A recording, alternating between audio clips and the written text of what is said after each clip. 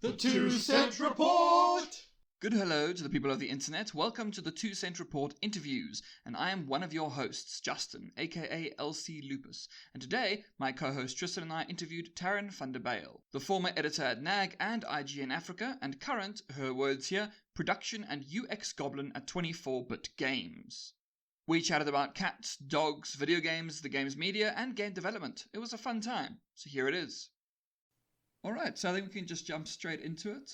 As I would have said in the introduction, we're here with Tarryn van der Bijl. Is that the correct pronunciation, Tarryn? Well, it's got an interesting spin on it. I'm very English, so it's van der Bijl. But, you wouldn't be the first person to pronounce it like that. Most people actually assume I'm Afrikaans. It's the same with me, Van Huisteen.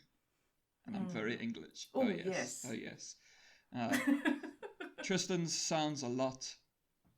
I mean, technically it's Dutch, I think, Tristan. I would think so. And then I asked my dad, and he said it was French. So I don't know where it comes from. I just know what the meaning of it. Okay, well, that's good at least. All right, so I think we can jump straight into things. But first, I have to ask the most important question, because, Tarryn, I believe you have many an animal in your home. Yes, we've got 6. 6. Okay, I know you have definitely 1 dog, and I think I know 3 of your cats. 2 dogs. You are clearly not paying enough attention to my social media. I'm really sorry. I think one of your dogs is Izzy. Although, yes, okay, I was going to actually just go back to that, because our other dog, Shame, she does kind of live in Izzy's shadow because Izzy's like the pretty one, and then there's Newt, who is just, she's kind of we call her a spare parts dog, because she really just looks like she was cobbled together from spare parts, and she's not the prettiest. She's very cute, but she's not that photogenic. So there are pictures of her on my Instagram, but she doesn't tend to end up on Twitter often, unless she was photobombing Izzy. A shame. My poor puppy. And actually, in my audio, there might be some dog barking, because I can hear my vicious old dog. Because we have an old puppy. She's turning 14 this year, and then we got a pup, and then we got a puppy. And she's not yet 6 months. And she irritates Kayla. So I think... I was going to say, how did they get on? At first, Kayla refused to talk to her. Now they're okay. But she still irritates Kayla. Like, she bites her tail and bites her legs when she's trying to walk and stuff. But I think she puts her in her place. So... Shame. Shame. The cats don't like her either, because she's too playful. But oh well. Yeah, I mean, a 6-month-old puppy is a lot. It is. That's a big ball. It's a fusion reactor. There's going to be a lot going on there. But you just... Because, I mean, we've got that now with our little cheddar. Yes. Yeah. How old is little cheddar? He's between 3 and 4 months old. And he's kind of that very stereotypical kitten. He's full of beans. He's, running all over the place. In the last couple of days, he started to take an interest in our food, so it's difficult to eat around him. But fortunately, the other cats all took to him almost immediately. It was quite weird. We've integrated a couple of cats over the years, adding to the family. And there's usually quite a bit of drama and a period of isolation and a slow introduction. Cheddar came home with us and was just immediately integrated into the house. He's in like a gang now with 2 of the other cats. And it's gone really well. Then there's our oldest cat now, who just kind of hates all the other animals, so we never expected them to get on. But even she seems to kind of tolerate him. So it's been quite unexpected, but also very nice. That's good. It's good. I was actually caught off by surprise, because Tristan, I think, got a dog and didn't tell me. How could you? In my defense, a lot was happening. I was at the same time moving houses. I bought a house, so moving from apartment to a house. But yes, I am now the proud owner of my little floof, 4-month-old German Shepherd. She is stunning. Oh, are her ears still massive? Oh yes, very much. Oh. Actually, she went to the vet today. She was supposed to get vaccines, but it turns out she had an ear infection, so we have to postpone that. But yeah, Yeah. no, her ears are still floppy. They don't stand up straight Oh. unless there's either food or play. That's the only times they stand up straight. I just want to squish them, little squishy ears. You know, actually, with the ears, it's true with our little puppy, who's a very strange mix. I believe the father was a Dachshund and the mother was a pit bull, and so it's a Wow, how did that happen? We've asked this question. They don't know either. The logistics of that are quite hard to imagine. But the ears are huge, Yeah. and they're always floppy, except when there's something, and then the ears go up, and they kind of curve inwards. Yeah. It's great. It is adorable. I'm sorry, I'm still reeling over Duxie Pitbull. I don't. That is a very weird mix. I know. I think it would have been maybe less weird if the sexes were reversed, but yeah. I don't know. But we were just kind of like, it's just a very gifted dog. Yeah, that's all it is. It's just a very gifted dog. Yeah. But we were just kind of like, oh, okay. I don't know. So we still don't know how big she's gonna get. I think this is as big as she is. She's like a slightly bigger Dachshund. That's about it. Yeah. So our spare part dog that I mentioned, she has got Dachshunds in her as well, and then probably Border Collie and something else. And she is also quite a small dog. I think a bit bigger than a Dachshund, with longer legs, but and the same floppy ears that will pick up at certain times. But Dachshunds are crazy. My mom has always had Dachshunds, like a bunch of them. And they are the most insatiable eaters, and Newt has that as well. Does your one? Like, they just don't know when to stop eating. It's one of the most terrifying things. I put food down, and the food flies out of the bowl. I don't know why she's so ravenous, but... They just inhale it. But all Dachshunds are like that. And then she goes and she stands by the cat and watches the cat eat his food. Hungrily. and Gandalf doesn't take it. He smacks her if she comes near. So... You shall not pass! Yeah, we've got a... Sorry, we've got a little Gandalf, and then actually our little ginger cat, who looks exactly like Cheddar from the pictures. That's Gimli. Yeah. So we have a Lord of the Rings thing going. Also, the Puppin is Pippin. So it's... Oh, that's such a cute name for a It's puppy. perfect. Technically, Pippin is a male in Lord of the Rings, but who cares? So, screw it. Yeah, it is. Yeah. So what? No, it's a perfect little... Don't assume it's gender. Yes, she's a little cutie. Yeah. All right, well, I think that's probably a good pet talk, which obviously you have to do. You have to talk about the animals. Obviously, it's obligatory. Yeah, duh. No shit. So, I think we can just jump into these questions for you. We have a whole bunch. First off, let's get really, really deep here. Okay. I was gonna say let's talk about like the meaning of life or something. Let's rather just go with the question. So, when did you actually get into gaming? Ooh, I'm gonna betray my age here. My dad brought home a computer, I think in about 1985, 1986. I would have been 5 or 6 years old at the time. And he basically told my mom, my girls are going to learn how to use this because it's the future. And so we played games from then. I've always been playing games for almost as long as I can remember. That's actually really cool. With me, they pretty much were just like, here's a computer, it's old. That was...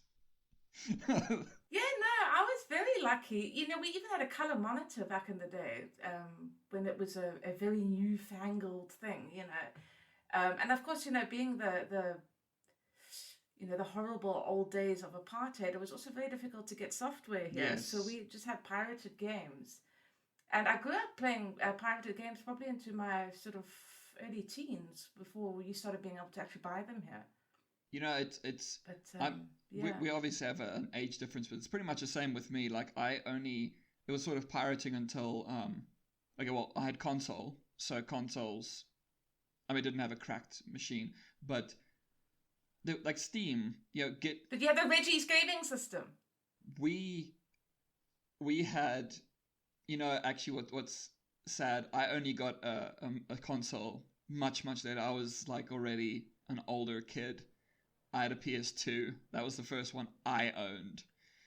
So it was my first one as well. I bought myself a PS2 with my money from working some crappy student job. I don't remember what. I grew up with PC, so I bought myself a PS2 at some point, and then only much later got an Xbox 360, and now I actually play it almost exclusively on console. But I grew up a PC kid. I grew up originally PC, and then transitioned to console, and then transitioned back to PC, because like I don't own a TV, and I haven't owned a TV in 7 years. So, yeah. Ooh. No, I sit in front of a computer all day. When I'm playing games, I want to be on the couch. Yeah, okay. No, my I get my that bones completely. are old. Yeah. No, young Tristan over there, I think he's been a PC gamer his whole life. That's not entirely true. I did own a PlayStation 2 as well. I owned one that I didn't pay for. It was actually won in a competition. It was the only competition I can actually remember I ever won, and I got the Platinum Slimline PS2 with Metal Slug 3. Ooh, fancy. It was fancy. I bragged about it to all my friends, and then I was smart enough to play a bootleg God of War 2 on it, and that destroyed my PlayStation. It was a very sad time. It was a very sad time in my life. And then I wasn't I'm the youngest, was the youngest, and then I got some extended family, but at that time I was the youngest, and my brother was the one, he's also the eldest, and he got a computer. So I was one of those kids that would sit and watch and observe them playing. And if I was lucky, if he was feeling humble at the time, he would allow me to play on his computer. And then that went on like that for a while until he went overseas to go work. And then I was stuck without a computer. At that point, I then got myself sort of like a hand-down laptop that I used to play on. Played a bit on the laptop, good 2 to 3 years, and then saved up enough money. I used to work at a paintball. I don't even know what it's called. Just a arena. Yeah, it's not even an arena. It was just like out in the field. Like it was literally just out in the field. Yeah, it was a paintball company I used to work for, and then I did some time at a local video store, and then I saved up enough and I bought myself. Funny enough, the last model of the 360. So it came with a terabyte drive space. It also came with Fable Anniversary and a online code for the Plants vs. Zombies, but the weird one. Not the... the neighborhood... Yeah. What's it called? That was a great game. Yeah. So Garden Warfare, that's what it was. Garden Warfare. Yeah, I enjoyed it. I loved it. It was the only 2 games I had for a very long time. I still got my Xbox 360, but after finishing my studies and getting a job and realizing that I don't have to work for 100 Rand a week, I saved up money and I got my PC. And some days when I'm feeling lazy and I don't want to sit in my computer chair, I now have a couch, so I relax on the couch and play some of my old Xbox games. And yeah, so I kind of bounce between them. I've always wanted a PlayStation though. I've always wanted another PlayStation. You and half the planet at the moment. You can't get those PS5s anyway. No, I want a PS3 because then I can just go up. I can just fly up to Justin and like take all his games and then come back and play them. You hipster. He's got all the games. I don't actually need to go and buy them. I could just get them from him, and then the next time he's in Cape Town, he can just pick them up. That is true. That is true. That's fair. You know, there's that way. there's something I think somewhat lacking in the modern day of digital things, because you'll look at your Steam library or whatever, you'll be like, I have hundreds of games or whatever it is. It doesn't look as impressive as an actual physical game collection, and I think that's the only thing that I miss from the old console days, because I don't have a disk drive on this laptop, so everything's digital. It's also, I can't remember when last I bought one in a box. It's been literal years. Yeah, Many years. but it's cool to look at the old ones, check them out. Do you still have any of your? You said you had a PC from '85. Did you still have anything that actually worked on there? Although you said it's all pirated, but Not on that one, but I do still have my old Sierra Conquests of the Longbow on the big floppy disks. I've still got that in the box. Ooh, that sounds so awesome. Yeah, it's a pretty cool little item.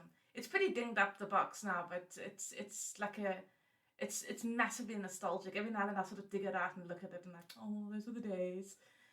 Because even now, like for a long time now, I think the last time I saw a game actually being in a box, with a manual and all the little extras and stuff that you got. Oh yeah, that hasn't been around for like 20 years anyway. yeah, that is true. I think one of the only companies that sort of still does cool manuals and stuff is things like the GTA games, and whenever a new Elder Scrolls comes out, they tend to have big manuals and stuff. Yeah, but you'd probably have to get the collector's edition. I mean, back in the day, that's how you bought a game. It would come in a big fancy box with all the stuff. And yeah, these days it's like if you even get a manual, it's a PDF that you have to access on a website. I actually have. I must find it because I must actually give it to Tristan. I have a collector's edition box of Diablo 2, and in it is still a pre-order manual, so you could pre-order StarCraft Ghost, and it has. Oh my heart! Oh wow! My heart. Awkward. Oh wow! I think the oldest game I own would be Alien Trilogy, made by Acclaim. So this runs on DOS. It's only do you remember those massive boxes, and you open them up and then there's a tiny little compartment where the CD sits in? That's what I have. Yes. I've also got like manuals, and my pre-order is it was a really good first person shooter back in the day. I can't remember it now. It's like Die Another Day or something like that. I can't remember, but that's the one that I had, and I still have the box with everything. I even got a posting form that you would fill out to subscribe to the to whatever newsletter Acclaim was giving out at the time. I've still got that original piece of paper that you would then end up mailing to somebody. Whoever it is you'd mail. So yeah, that's my oldest That's game. wild. Because I mean, you think that there were probably staff hired to do those kind of things, and that doesn't really exist anymore. It's like a whole sort of sub-industry that's just vanished. No, completely. There's actually there are these really great like museums that you see where they're like preservation museums for games, and it'll be like all sorts of old cabinets and just all the consoles with all the old physical things, and it's really cool to see. I would love to actually see one in person, but this is South Africa, so I don't think I will. Well, I'll tell you about 10 years ago, I went at the Science Museum in London. They had a big retro gaming exhibit on. I happened to be in London at the time, so I went. And they had everything from the original Space War cabinet, which is like, the original game, in that really retro, like, bubble cabinet. And then they had, like, lots of arcade cabinets. They had pretty much every console you can imagine was there. Some of which you could actually pick up and hold, although some of it was under glass. But it was an incredible exhibit. There was stuff that I hadn't even seen before. It was so obscure. No, there's some amazing. There's this one device which I've never seen. I don't know if you've ever heard of it. It's called a Halcyon. It was a brief prototype, but it was a voice. It was a voice activated console from the 80s. So it was like a weird. It sounds like something from a movie in the 80s. It was how they imagined the future would be, kind pretty of much. It was like a guy. He was the guy who was the actual main person behind Dragon Quest, the old arcade game, which isn't really a game, it's more of a interactive movie. But he was like, oh no, we're gonna do the future, and he created this whole. Oh, that animated, that one that sort of looks like a Disney movie. Yes. Yeah, what the hell was that called? It is Dragon's Quest. It's Dragon's Keep? Maybe. Now. Oh, now it's bothering me. I know, I'm gonna look it up now. It is not Dragon's Quest. Now, Dragon Quest is that's a JRPG. That is series. a JRPG series. You're very right. You see, now I've caused a problem. Where are you? Dragon's Lair. Dragon's Lair, that was Dragon's Lair. Yes. Okay. Which was astonishing for its time, graphically. Oh, it's beautiful. But, it's not really a game in the traditional sense. But yeah. No, but old stuff is really, really cool to check out. Like, this is a weird one though. I've never actually seen an original Xbox. I didn't know anyone who had one. Everyone I knew had. A friend of mine had one. It was big. It was very big. My uncle actually owned one at a time as well. I don't know if he still has it though. They were never officially launched here. I think the only people who had them imported them or brought them back, from overseas. And then of course you would struggle to get games. So I never saw the point of that. But yeah, a pretty industry changing console that though, because you could make the argument that without Halo, big online multiplayer may have taken a few more years. Yeah, it's very possible. I only played Halo years and years later when it was like, I don't know. I think the first one released on PC, and then the rest of them never released on PC for like ages. And I played the first one, and that's about it. And I played like 3 and Reach with a friend on co-op, but because I was a PlayStation boy, like back then, it was like, oh no, you have the one you have, so you don't get to play anything else. Tough. Yeah, and Halo 1 at least, and I know I'm committing heresy here, but Halo 1 is not aged It has well. not. I tried to play it in the Master Chief Collection. Ooh, that, and 2 honestly as well is I'm sure they were great at the time, but playing them now, it's actually painful. No, it's I love going back and playing old games, but then whenever I made a whole overlong video about replaying, and Tristan will always make fun of me, San Andreas, GTA San Andreas, and that has not aged well. It's, yeah. There are some exceptions. I think that, like, you go back now to the old Sierra and LucasArts adventure games, and those have kind of aged quite well, just because the design was really tight. I think that if you look at a lot of older first and second person sort of 3D shooter type games, UX has changed so much since then that they feel very clumsy and like a lot of questionable design decisions. I think just because that particular genre has been so refined in the last sort of 10 years or so. I mean, even playing a game from 10 years ago, it feels dated, very dated in a way that a lot of other genres just don't. Also, I think, I don't know, maybe it's because other genres haven't been innovated as much. It's hard to say which it's possible, because like with me, like 2D platformers have kind of, I think they figured out how to make them by the 80s already. So so I don't think there'll be like a Rayman Origins will come out, and then you go, okay, well, there's nothing, I can't really think of anything else that can be done to make it better. Well, I think the one thing with 2D platformers certainly is that there's much less asset flipping. Back in the days, you'd just be playing the same level over and over with a palette swap. But these days, at least, your levels will be somewhat individualized. Very true. Well, in a good one, yeah. anyway. Like, well, Rayman is gorgeous, so that's always my go-to. But I will rave about that game. Oh yeah, that's a beautiful game. It is. Also, we're still on the first question, so I think, seeing as we're sort of actually somewhat straying into this area, What do you actually like to play?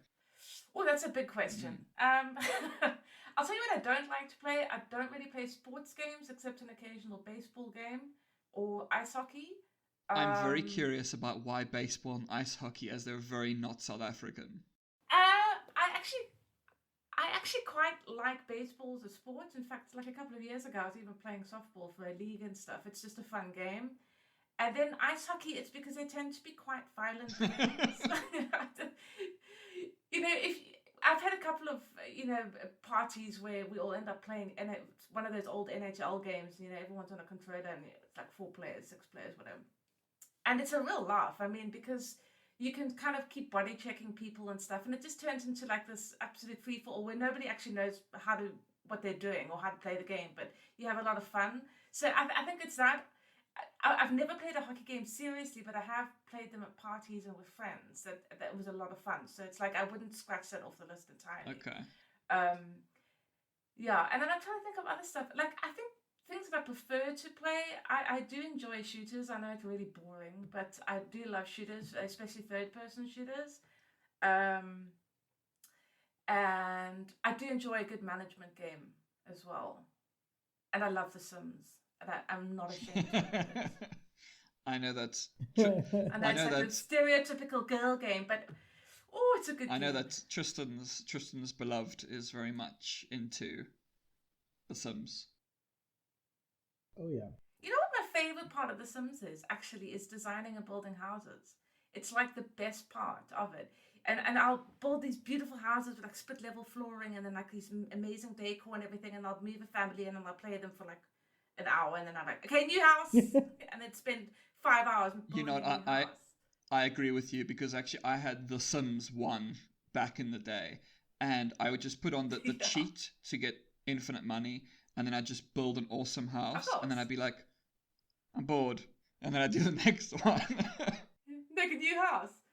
And in the more recent games, like the building tools have gotten quite sophisticated. Like you could really build incredible houses in it. And then like, you try to do the challenge for the tiny house and then to the big mansion. I quite like making the little small houses and making them functional and interesting, but really tiny. So it's just, the weird things that I like. I don't play The Sims the way it was intended, but I play it the way that I enjoy it. I know. Well, that's fine. You gotta do that.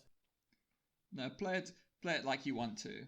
I think anyone who claims that there's a correct way to play games is wrong. Wrong. Oh no, I think that you've been playing games, you say, basically since 85. So I think you've probably played a few. So I'm sure that you've slowly but surely figured out exactly what you kind of like. So I think it's... Yeah, I mean, if I told you like my favorite games, it's quite an eclectic mix. Like I loved Fallout 2, like a lot. It was an amazing game. But then recently, Remedy's Control. That's probably my favorite game ever. Mm. And I'm not stuck up on one of those people that I only like games from back before 1997. Oh no. Control was, as far as I'm concerned, as close to perfect as it gets. It is an incredible game. And then I really loved Gears of War. I quite like City Skylines. There's lots of things. And it also depends on my mood, like what I feel like playing today. And I can go through long patches of playing really random stuff. Animal Crossing New Horizons ate my life in 2020. That's all I played was Animal Crossing New Horizons. It's an adorable game. So yeah, it's just at any one time. But I think it would be very hard for me to enjoy a game more than I enjoyed Control. Because Control was I actually think I remember us having a discussion about this in the while I was busy playing my first game for review for NAG. And we spoke about that, and I actually have a relationship of sorts with Remedy, because I didn't really like the Mad Max games, and not Mad Max, Max Payne. I thought you were going to say Alan Wake, and I was going to be like, this interview is over. No, he also has a problem with that. He also has a problem with that. I can rant about Alan Wake for days. Okay, bye. But I've heard Control is really good. So like I haven't liked any of their games. Oh, but I Control's want fantastic. It's just an to try incredible it. game. So I will when I do. Oh. You know, although we had somewhat of a similar thing during that, I think, same exchange, because I told you that I'm a fan of Tool, and you were like, oh, I think you wrote something about how Tool fans are pretentious, and I'm like, oh no, I agree. They're the worst people in the world. God. You know what, at the end of the day, you have to be able to laugh at yourself, because I can be really pretentious as well. I mean, you can look at almost anything I've ever written and call me a pretentious twat, and I'll be like, yeah. So it's a legitimate position to have. Yeah, the Tool thing. I remember once years ago writing a column that was just softly poking fun at Tool fans, and we got very angry letters about it. They tend to be like that. It's understandable. They take the music seriously, and they take themselves even more seriously. No, I think you should not take yourself too seriously. Just chill. It's fine. It's just music. Don't define your identity by a media product. It's just pick a time signature and stick with it, for fuck's sake. And now she's gonna get it. No, I'm not gonna get into this. Yeah, don't get me started. Let's move on. So I do remember from our talking. This is why I kind of added this in this specific way.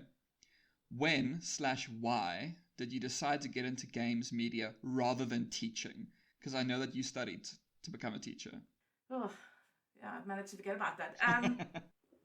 Yeah, you see, the reason I studied to be a teacher, actually, is just because I had an English and Latin degree, and what else was I going to do with that crap? So I was like, okay, I'll do teaching, and I hated teaching.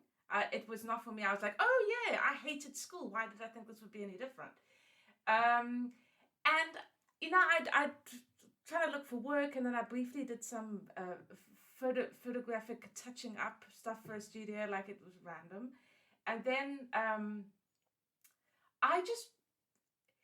okay, now I have to rewind slightly. While I was still studying my teaching degree, actually, NAG had a competition where you just submit like a layout kind of concept or something for one of their sort of rebrand kind of vibes. And I'd done this layout to 2 pages, and I'd also written a review of, I think it was, what were those Microsoft RPGs back in the day? They did 3 of them. Microsoft I'm just absolutely RPGs? blanking on the name. Sorry?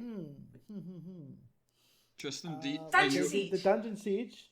Dungeon Siege. It was Dungeon Siege 3. So as part of this layout thing, I wrote a review of Dungeon Siege 3.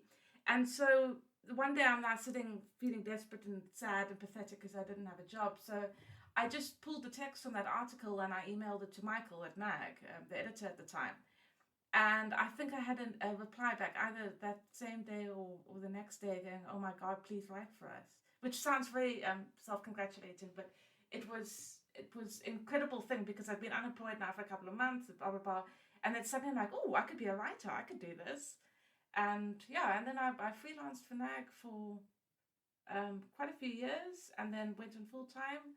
A total of 15 years before I left. Yeah, it was because I remember always your column, which is at the back of NAG. Yeah, not always. It was a couple of years. Oh, was it? It's funny, a lot of people remember that, but it was only about 3 or 4 years. Really? You see, time... Maybe it was more, I don't know. I think you were involved in that. It became a notorious review, the Dead Space review. Yes. Yeah. Oh, that was a very divisive review. It's funny, you know, it was one of those things that we just... Sorry, just to contextualize it, we instead of writing a normal review, Michael and I just copy-pasted edited excerpts from a Google chat conversation where we were talking about the game. And there were people who loved it and there were people who really, really hated it. And it's funny, you're not the first person who's brought that up many years later. Yeah, I found it very funny, but I'm also one of the people that found it funny that not you specifically, but NAG decided, for whatever reason, you know what, we're writing about Spec Ops The Line, let's put sand in the magazine cover. Oh, God, that was a funny one as well. People were so mad. Although I kind of get that. Nobody wants sand anywhere except at the beach. That was really funny, though. Actually, question, where's that sand come from? It was funny. Where did you get the sand? You can buy sand at some shops. In fact, weirdly enough, I was at a Mambo's Plastic Emporium the other day, and I saw that was selling bags of sand. So it was probably from there. Fascinating. So strange. Well, that actually somewhat answered the next question, which was, how did you get into games media? So I think we have that answer. This seems to be similarly with me. I just happened to see you tweet looking for writers, and I was like, oh, I'll apply. These things seem to just be chance. Just they happen randomly. Yeah. It's if you think about it, there's a lot of similarities here. Studied to be a teacher, got into games media. There's both worked at NAG. There's a lot of similarities that I'm starting to see. The difference is that I still teach, so brave man, brave. But I don't teach at like a school. I teach privately, so I can get away. Oh, fair enough. That's so I can swear at my students, which is also fun. I mean, that's the most important thing. Yeah, obviously. And how else do you explain parts of history other than saying it was a clusterfuck? That's the only word. Yeah, exactly. That works.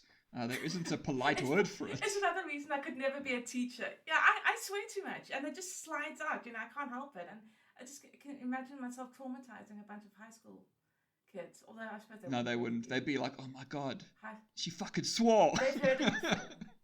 Yeah, she fucking said fuck.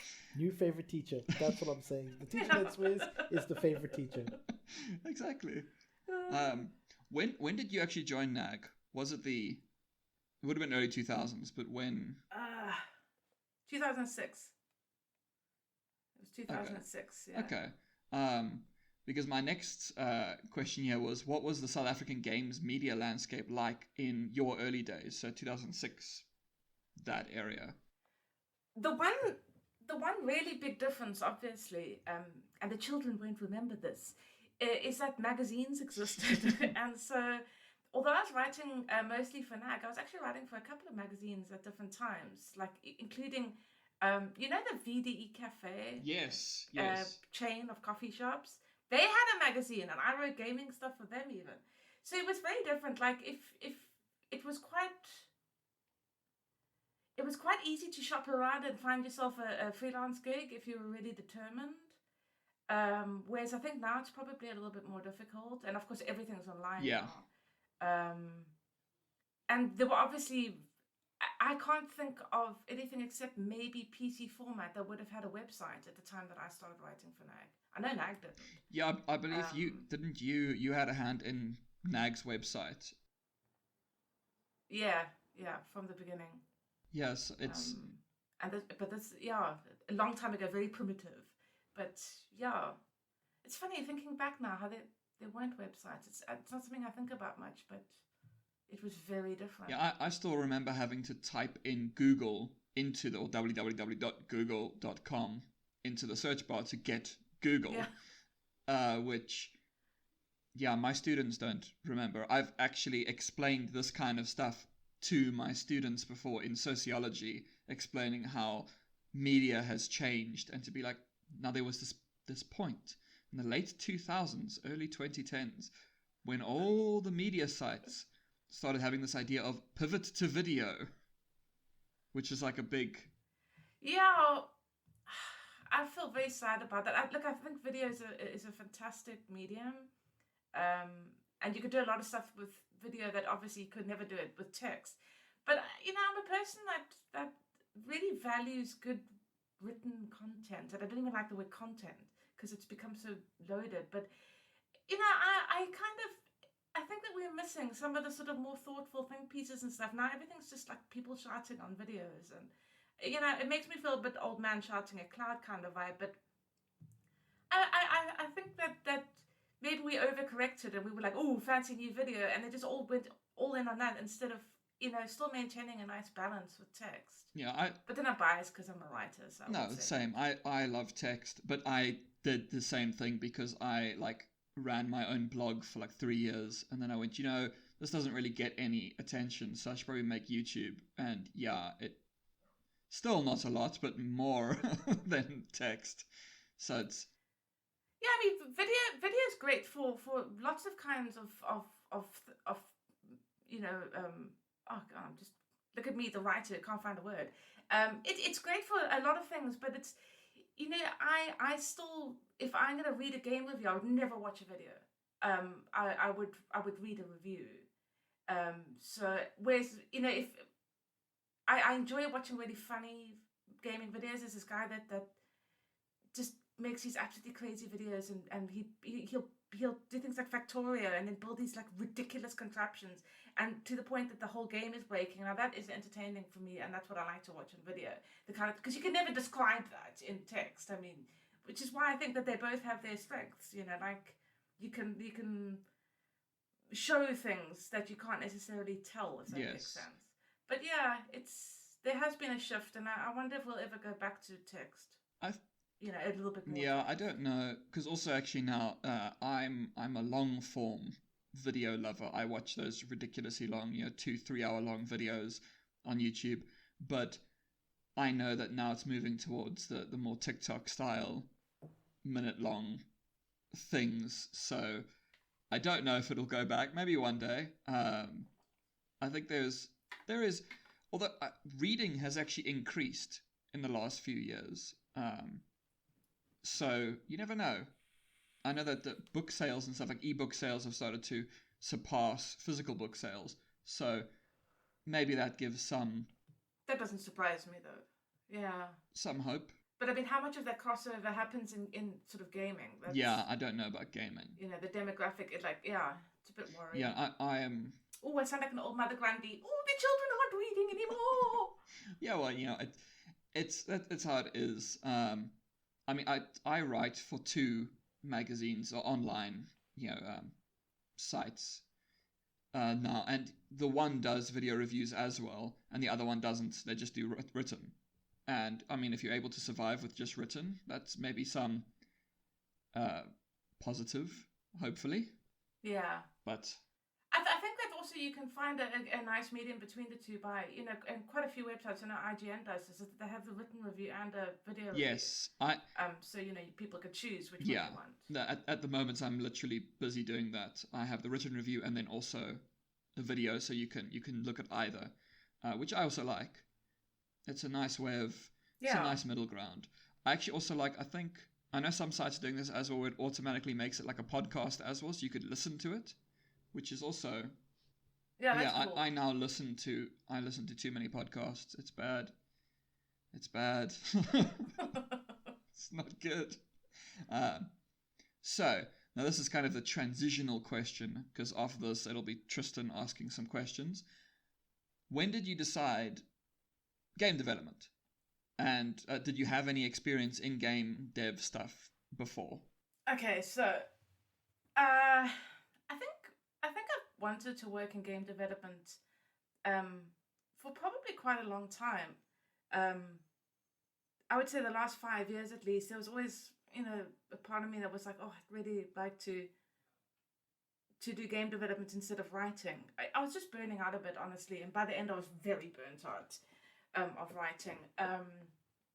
And I also, I'm very ADHD, and I like solving problems, and writing does not solve problems unless on like a really existential level. But it's, I like breaking things apart and seeing how they work and stuff like that. And I was, when I was still writing for NAG, I spent a lot of time each day just messing with the code in the back end. Sometimes people would load a website and it would get broken because I'd broken something in the back end. And I was like, I really think I'd rather be doing something more technical. But then how do I transition my skill set into game development? Because I've never been able to program except like the most basic stuff like PHP on a WordPress website kind of vibe. And also because I'm horrible at math, so I would struggle with programming, I think. But then I quit writing last year just after burning out really hard, and then I kept seeing UX everywhere, user experience. What is this? And it turns out that the pipeline from media to UX is a fairly well-trafficked one. Because, for 15 years I've been reviewing games. And I think I used to review games quite thoughtfully as well, if I do say so myself. And I was looking at the job specs of user experience, and it's like, planning menu layouts and, the whole input design and everything, in terms of games. And then I was like, how do I get into this? And it's funny because we're talking about how randomly things can happen. I saw a tweet.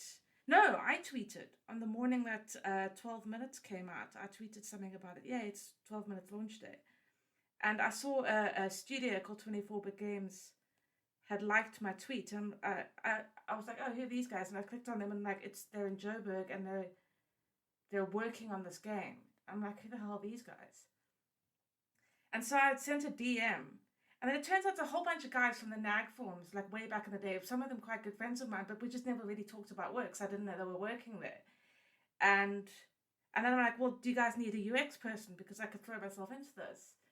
And yeah, and then I got a job. So it happened quite randomly and suddenly. And I absolutely love UX. It's a really great area of development that I think is very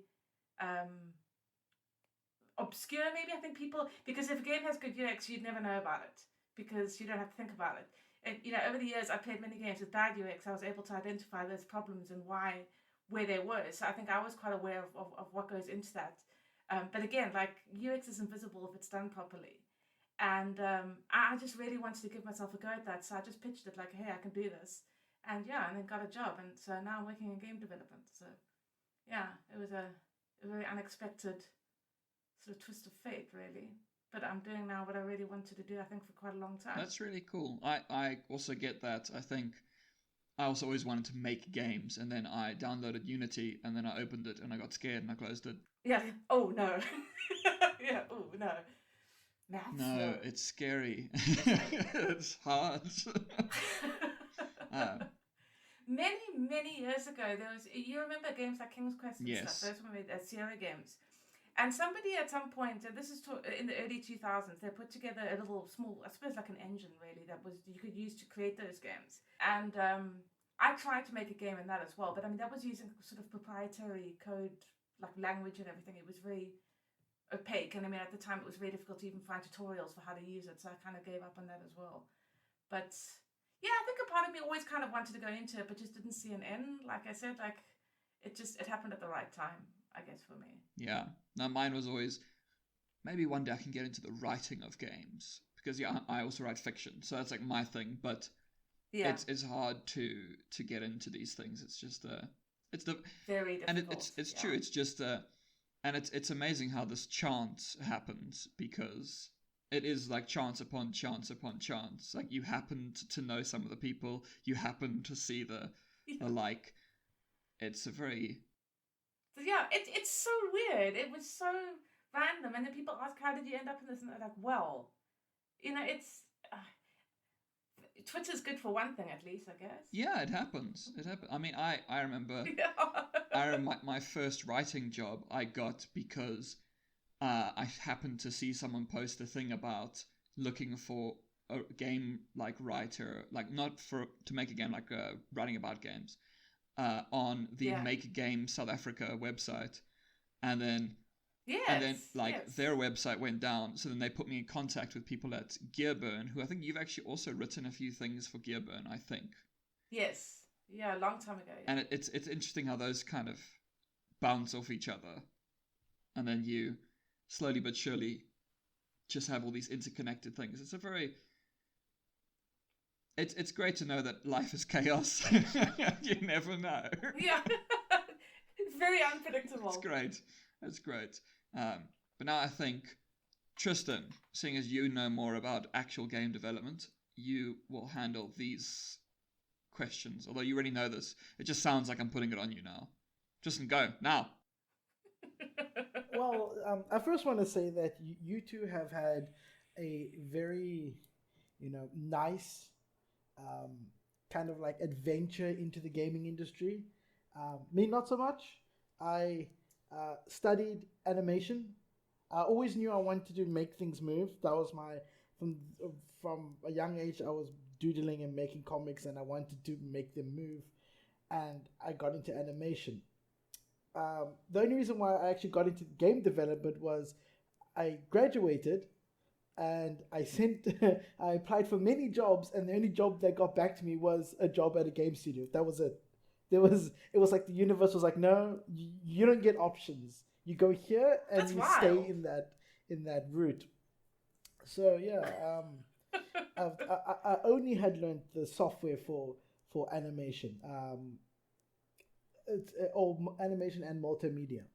And my first day in this game studio that accepted me was, sit down at the table. Here's Unity. I want you to make particle effects.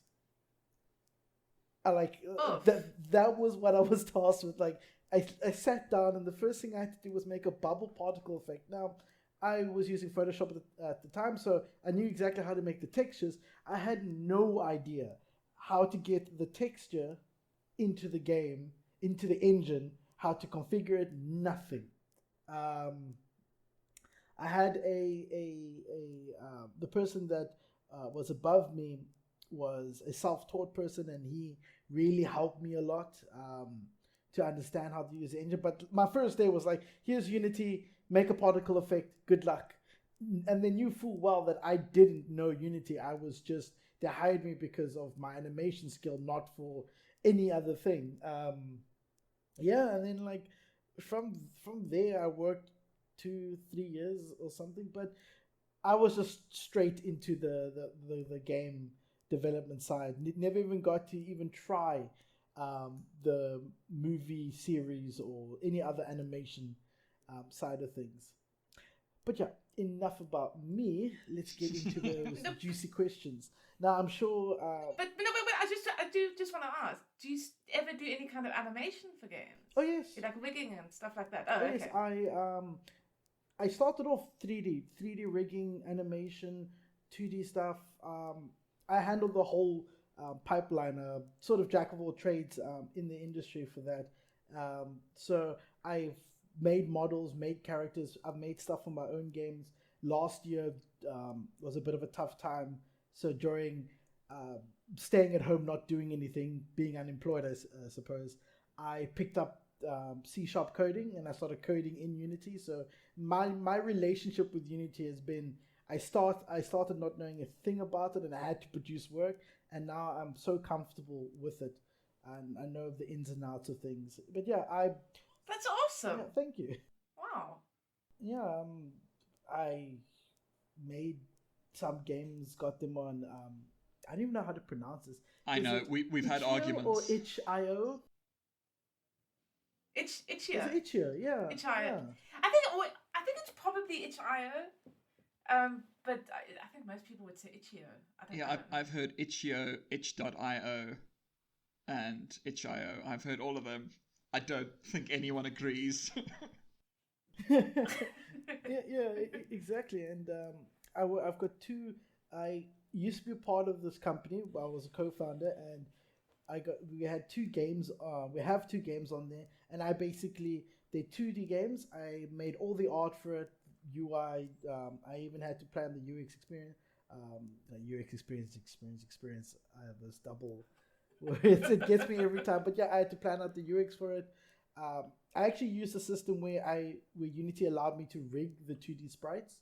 So I rigged them in Unity and used them and animated them for everything. So I've had quite a bit of experience working in Unity and some working in the Unreal Engine as well.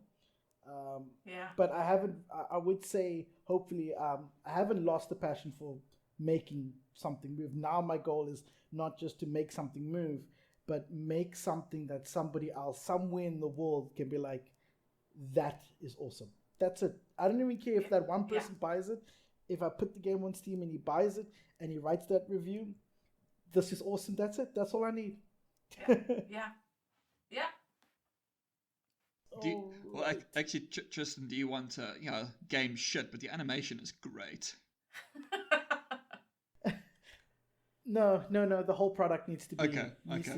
needs to receive a thumbs up, because I won't ever consider myself the best at animating. I just really enjoy it, but I want the whole package to be received well. No, it's all got to work. Yeah, I tried to hire Justin Ford to be a writer, and then I even tried to be the game guy for his stories. But we'll see. He's still holding out on me. One day. So let's get into these questions. I know that Justin has done the introduction, so the people of the internet do know that you are currently working at 24-bit games. And so with that, my question is, what does 24-bit games specialize in? Okay, so, and this is a really cool thing to talk about because I think it's not very well understood. Most of our work is porting. So we take games, we work for a publisher, whatever, we get in touch with people that, most of the time it's a game that has been developed for PC, and we will port it to XYZ console. And I think there's a very pervasive misconception on the internet that it's just a matter of pressing a button and compiling it for a different platform. But there's a lot of work that goes into a really good port. It should feel, and I mean this is where I come in as a UX person. It should feel like it was designed for the platform that you're playing it on.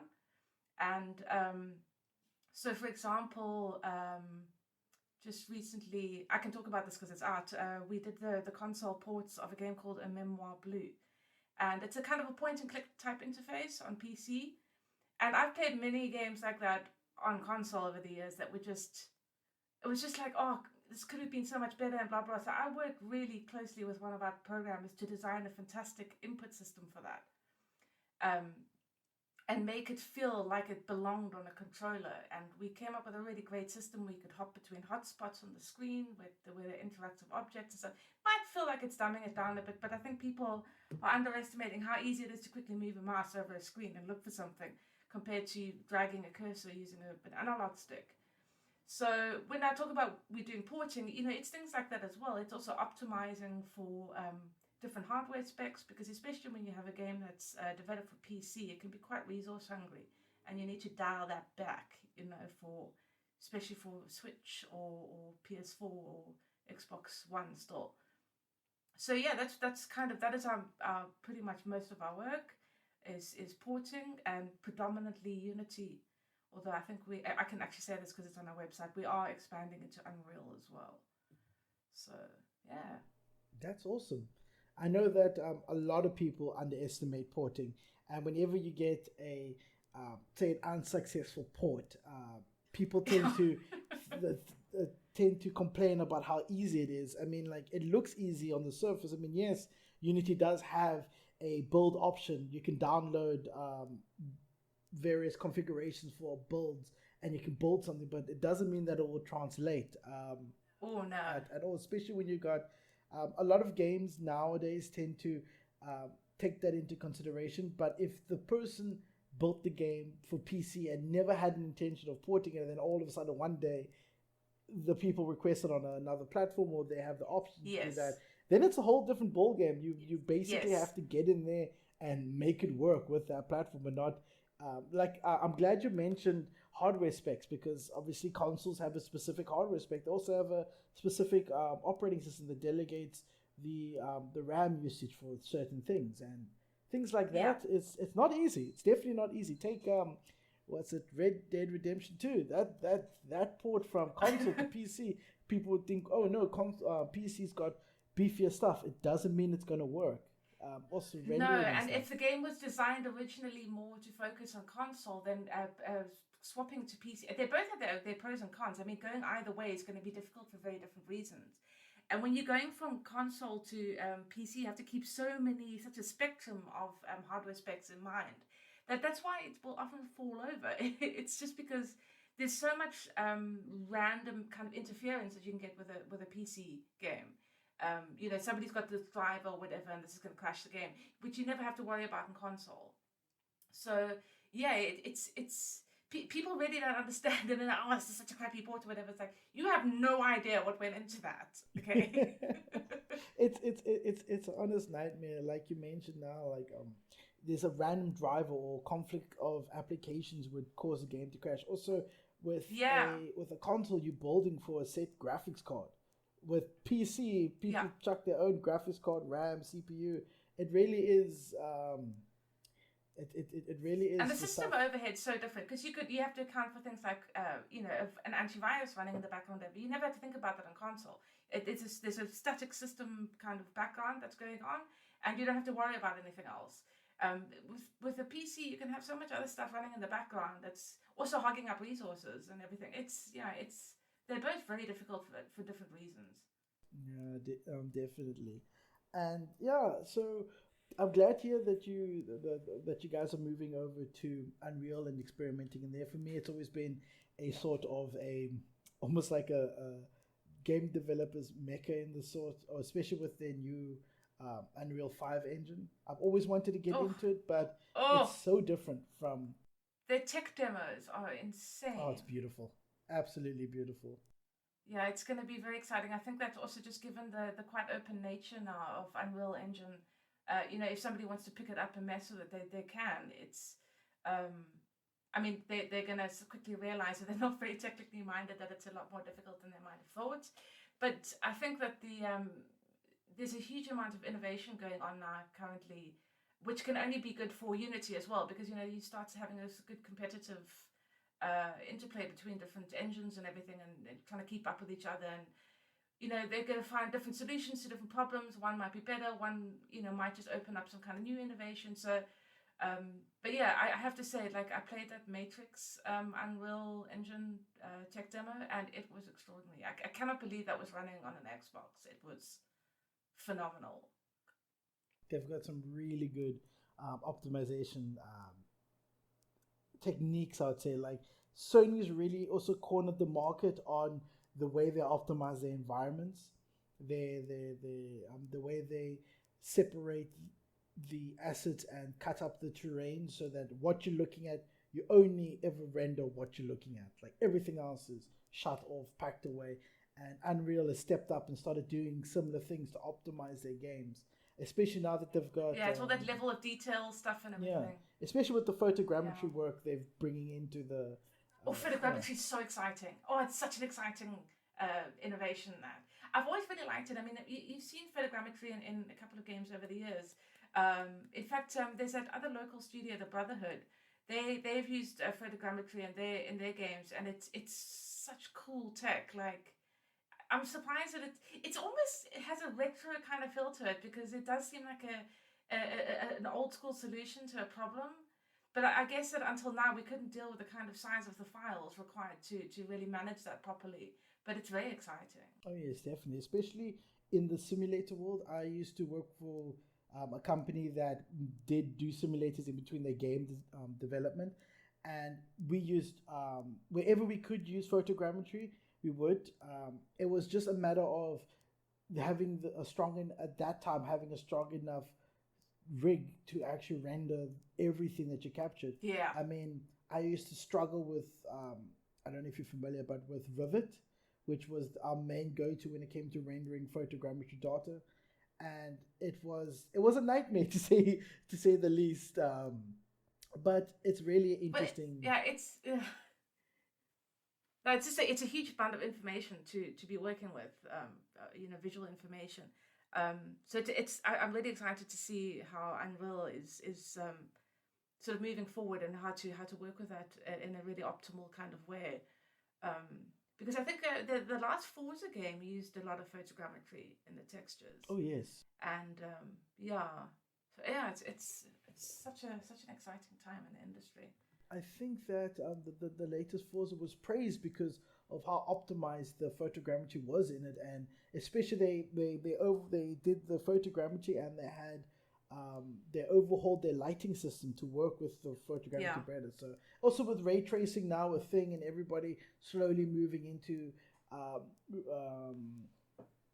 what's it called, the specific lighting that ray tracing offers. For those that don't know, whoever's listening to this, it's point calculation. It's not ray tracing. Is basically simulating where the photons of a light will go and bounce and lighting it up according to that data.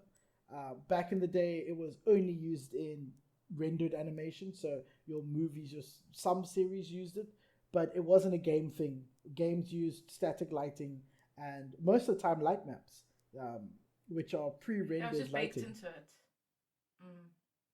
A lot of games still do. I mean, especially if it's something that's not right in front of you, there's no reason to waste GPU time. No, exactly. On that. But you play a game with really good. In fact, let's go back to Remedy's Control, which is one of the benchmarks for ray tracing. I mean, if you can enable everything in the PC version, it is stunning. I mean, it is incredible how that looks, and it's weird because ray tracing, it can be quite a subtle effect, but like hugely different. If that makes sense. You look at an environment with it disabled and then enabled, and it's like it's a subtle effect in there, but it makes this massive difference because it's just so much more believable. It matches what your eye expects to see, I suppose, in a particular kind of environment. Yeah, definitely. I used Metro Exodus Enhanced Edition as my as to test my graphics card's ray tracing. It's atmospheric. It's because of all the bouncing calculations. It's not just a straight light or the developer trying to simulate all that bounce light, all that area light. It's the computer doing it, which means it's realistic and more atmospheric for the player. But not everybody will notice that. That's also the thing. It's like one of those wasted features on most. Yeah, I think it comes down to how immersed people can become in a game. And I mean, I suppose from one person to the next, you'll also have different levels of potential immersion. But if you've got a good eye for, the way things look, in reality, and you see that then reflected in the screen, so to speak, it becomes much more immersive because you're seeing on the screen what you kind of would expect to see on a particular kind of surface in reality. You look at a granite surface, it's going to have a little bit of reflection. Glass surface is going to have reflection, wood won't. So it's and when you see that then in a game, you might not immediately notice it, but the game will feel more immersive because it feels more realistic. So yeah, I'm rambling a bit, but it's one of those. It's a very cool technology, and I think that's it's going to become more prevalent. It's just at the moment, I think it's still very expensive in GPUs, and most people don't have the kind of GPUs to really push it. But we'll get there. No, we'll definitely get there. It's also the whole crypto mining scene hasn't been well for anybody. Yes, has not helped when it comes to getting these cards. But yeah. But I also think over time they'll probably improve the actual technology and the way that it works, that it becomes less resource intensive. No, definitely. I mean, I remember a way to combat it, to get the cards to the gamers, was NVIDIA introduced. It was a way that they could detect if someone was mining. It's called light hash something. I can't remember the full term of it. But basically, the drivers would detect if the card is meant for, because they obviously release certain cards that are just meant for gaming. Like mine is just meant for gaming. So if I had to mine, it would detect that, and it would almost forcefully soft cap or bottleneck the mining. So I couldn't actually make a proper profit out of mining because it was a way because they couldn't get the cards to the gamers. Yeah. And yeah, I think it's slowly getting better, but my goodness, I remember for there was a period of about 18 months where people just could not get those high-end gaming cards because they were all just being sucked up by the crypto farms. It's a real shame, but then that's a whole other rant, I suppose. Yeah, definitely. I'm starting to even see that we need to have you back on the show, maybe not for an interview, but a guest appearance on our reports. What do you think, Justin? I think definitely. I think that. Well, you've been in the industry for a few years, so I think that you can, because on our other podcast we talk about news and rant about things. So. Oh yeah, I can rant. Definitely. But moving on, so you already answered in before the next question, which was what do you do at 24-bit games? You are a UX. Specialist, I want to say. Yeah. Let's go with so specialist. yeah, Unfortunately, importing, especially the way that we work with sort of the original creators, is that we can't really interfere with them too much. So if I spot a bad sort of menu flow, for example, there's not much I can do about that. So yeah, I've been involved in things like the input design and also advocating just for accessibility wherever possible, minimum font sizes, stuff like that. So, but because that is sort of quite a limited scope in terms of the kind of work we do, I also do a lot of QA testing. So yeah, that's fun. A lot of people think that it's a great in into the industry, but oh yeah, it's tough. It's hard work. Fortunately, at 24-bit Games, the QA team at least is held in very high regard. So yeah, I do a lot of QA testing. I also have been sort of dipping my toes into production, which is more project management. Yeah, very ADHD. So I'm going in and I was hired to do one thing, but I'm going to do all this other stuff as well and see how it works out. So. Yeah, I can understand that. I did the same. When I joined, I was only a 3D artist, and then I got a bit into 2D. I took up some management. I took up some. I actually did do UI and UX for quite a while, but the management part allowed me to dip into other areas like the QA and things like that. So I always feel like it's good to know other things about the studio you work in and to help out where you can. It's just a better environment than having somebody chained to a table only tasked with doing one thing. It's always good to have that kind of flow, and I think creatively, especially any kind of studio needs that kind of flow where they just have people that are interested in other areas, and also you're able to connect with the person. So if you had to go to the person that you work closer with when it comes to handling input systems, you know a little bit about it now to be able to convey your idea or your method across. In fact, I was going to add that in QA testing, I mean, there's been a lot of times now that it's exposed a UX issue that I might never have known about otherwise, because it's not in the very obvious design scope of the game. It would be a small thing here or there, and I'm like, we can improve this. This is not working that great. And I also I think that there's something very humbling about doing QA. It's monotonous. It's hard work. It can become quite boring over time because you often have to just repeat the same sections of things over and over. But I think that it's something that anybody who ever works in game development should do at least for a couple of weeks, because I think it's very grounding. And you have to get up very close, personal with the way that the game's being made and designed and how it's being executed at any point in time. I mean, QA is ongoing. It's a continuous thing that happens throughout a project. And, we have, if you're a developer and you never actually play the game, I mean, you can become quite sort of divorced from it, really, and sort of working on discrete elements, which can be very useful in some contexts. But, you need to play the game. You need to see how it's breaking, and over time, the longer you're working on a project and doing occasional QA, you get a really good idea of where it is, and it's very cool how you watch towards the end of a project how the QA tickets start to become quite minor things from very major things, and there's a real sense of progression and satisfaction in that, which I really like. I fully agree. Game devs have to play their game. It's too many times where they get tunnel vision and they just start making things and they never finish what they're making, or they never refine it, they never play it, and when it comes out it's in such a terrible state.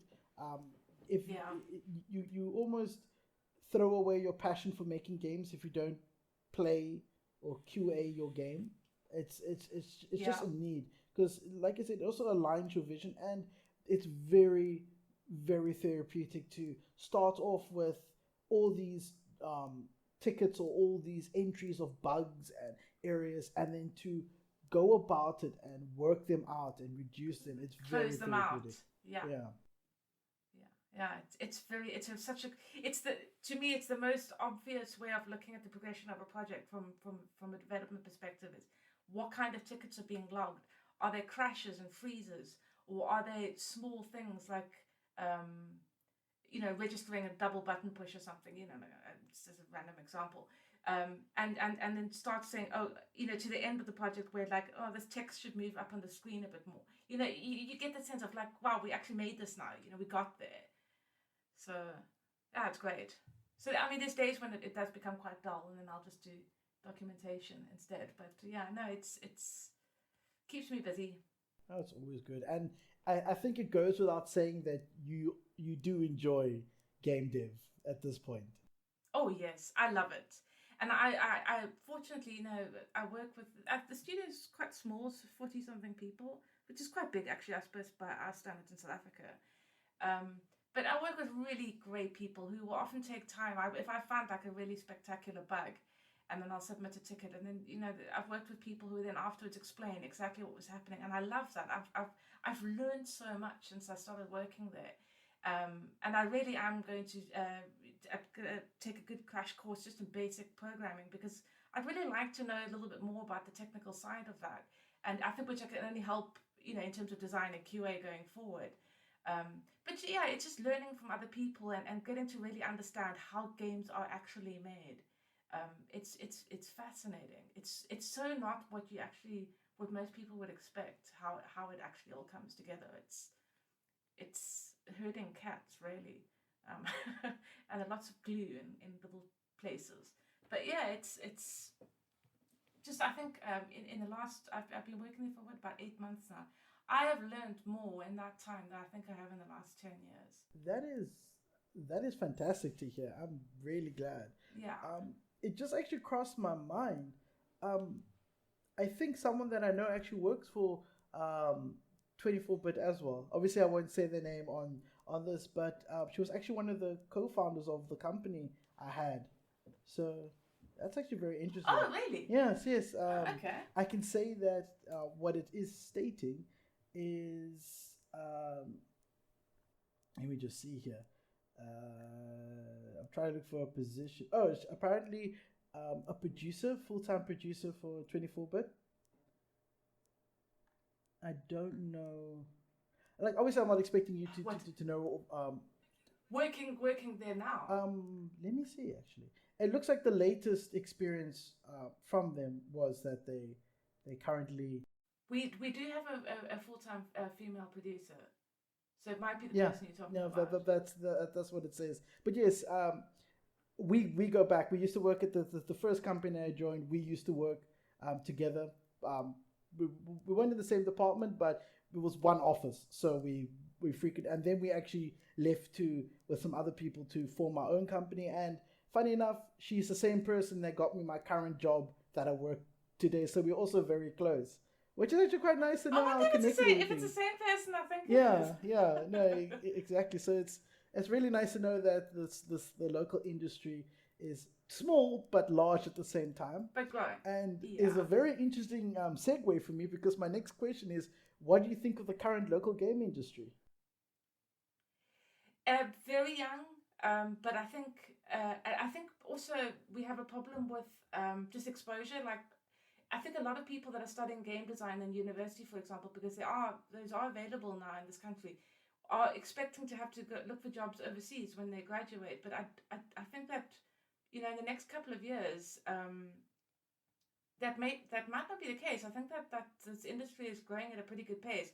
There's quite a lot of sort of 1 and 2 man studio kind of vibes, which obviously also absolutely have their place. But I think especially for young graduates working in a studio, you learn a lot from other people, and you won't learn bad habits that you then have to unlearn. And so I'm really hoping that in the next couple of years that people start joining studios or starting studios or expanding what they're doing. I mean, I think there's a huge amount of potential in South Africa and in Africa in general for game development. With the advent of broadband internet, it's made that kind of thing so much more feasible than it ever really was before. Pretty much anyone can download Unreal or Unity and learn how to use it. And then you have people also coming out of university with degrees in game design. And I hope that they stick around, at least give it a go in South Africa and see what they can make of it. Because I think there's a huge amount of potential here. Well, there definitely is. It's almost quite surprising how much you know, especially in Cape Town and Joburg, how much we facilitate the education of game development and just coding and art. That it's almost like we're at the brim of about to explode into a major, I want to call it an industrial phase for South Africa in the game industry. We're just waiting on a few parameters to be met. Yeah, but I definitely think we're getting there. I mean, if you told me even 5 years ago that, there'd be a studio that I'd be working for with like 45 people or whatever making games, I would have been like, oh, right, no way. And but we are there, and I can think of quite a few other studios that are currently growing in size and working on pretty cool stuff that I can't actually talk about. But there's a lot of movement currently in game development and in South Africa, and also in I remember when I was still working in the media, there's definitely blips elsewhere on the continent of game development. So I think there's definitely a future here. Oh, that's fantastic. I'm glad that someone else sees that there is light at the end of this tunnel, especially in times where you can admit that the game industry is largely oversaturated with mediocre games and game studios. Like, people just trying to make a quick buck in that sense. So, yeah. I think also what I would really like to see, and it's awkward to say this as a white person, but I would really like to see more Black African game developers creating their own African-inspired stories. I mean, it's so rare to find a game that even touches on like traditional African mythology or anything, and there's such a wealth of material there that to make amazing games in an Afro style that I really hope that we start to see more of that. I know there've been a couple of projects over the years, but they kind of struggled to get out of the extreme indie niche.